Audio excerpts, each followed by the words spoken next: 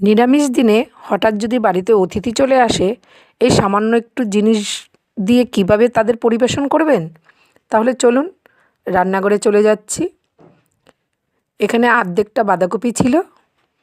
বাঁধাকপিটা আমি কড়াইতে জল দিয়ে একটু ভাপিয়ে নেব। ভাপিয়ে বলতে সেদ্ধ করেই নেব, খুব সুন্দর করে সেদ্ধ করে নেব। একটু উল্টিয়ে পাল্টিয়ে দিলাম, ঢেকে দিলাম।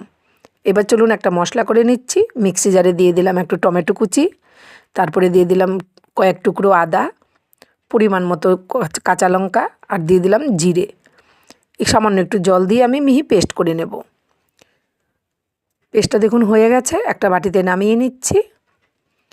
এদিকে বাঁধাকপিটা আমার খুব সুন্দরভাবে সেদ্ধ হয়ে গেছে।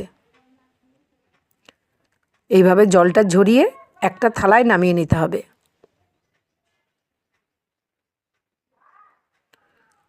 একটা থালায় নামিয়ে নিয়েছি। এবার একটা ছুরির সাহায্যে আমি ছোট ছোট টুকরো করে কেটে নেব।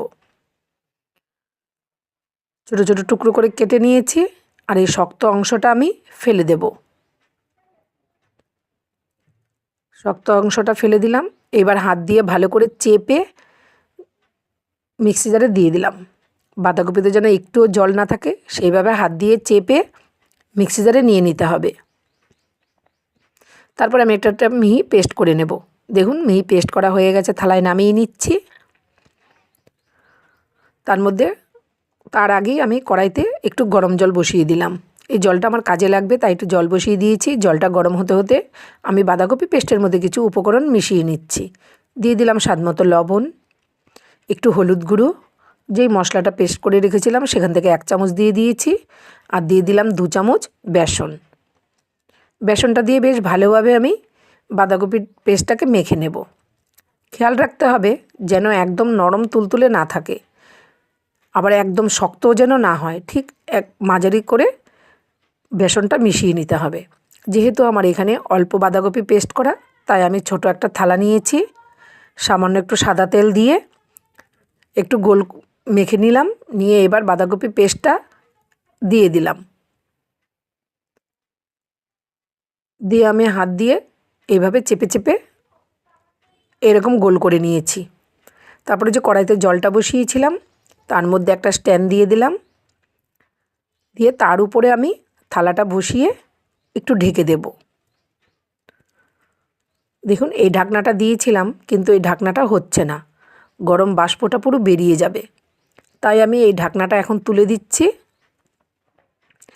ঢাকনাটা তুলে দিয়ে আমি একটা থালা দিয়ে ভালোভাবে ঢেকে দেব, যাতে গরম জলের বাষ্পটা একদমই না বেরোয়।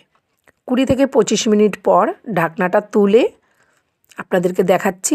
চলুন, এই যে এইভাবে হাত দিয়ে দেখতে হবে। দেখুন হাতে একদমই লেগে যাচ্ছে না, অনেকটাই শক্ত হয়ে গেছে। ব্যাস, এবার আমি এটা নামিয়ে নেব। নামিয়ে নিয়েছি। আবারও একটা ছুরির সাহায্যে আমি আমার মতো করে কেটে নেব। আপনারা আপনাদের পছন্দ মতো ছোট কিংবা বড় করে কেটে নিতে পারেন। খুব সুন্দরভাবে কেটে নেব। যে কোনো নিরামিষ দিনে এইরকম একটা রেসিপি অবশ্যই রাখতে পারেন, দারুণ লাগে খেতে। ভাত দিয়েই বলুন, রুটি লুচি পরোটা দিয়েই বলুন, সব কিছুর সাথে এটা দারুণ লাগে খেতে। দেখুন আমি কতগুলো পিস করে নিচ্ছি। এবার বলুন তো, বাড়িতে যে অতিথি এসছে সবার হয়ে যাবে তো? দেখতেই পাচ্ছেন একদম সবাইকে পরিবেশন করতে পারবেন। তারপরে আমি এইভাবে কেটে নিয়েছি। এবার কড়াইতে দিয়ে দিচ্ছি সর্ষের তেল। সর্ষের তেলটা গরম হয়ে গেলে গ্যাসের ফ্লেমটাকে কিন্তু লোতে রাখতে হবে। তারপরে বাঁধাকপির ধোকাগুলো হালকা আঁচে ভেজে নিতে হবে। এবার হালকা আঁচে ভেজে নিয়ে একটু লাল লাল করে ভেজে নামিয়ে নেব।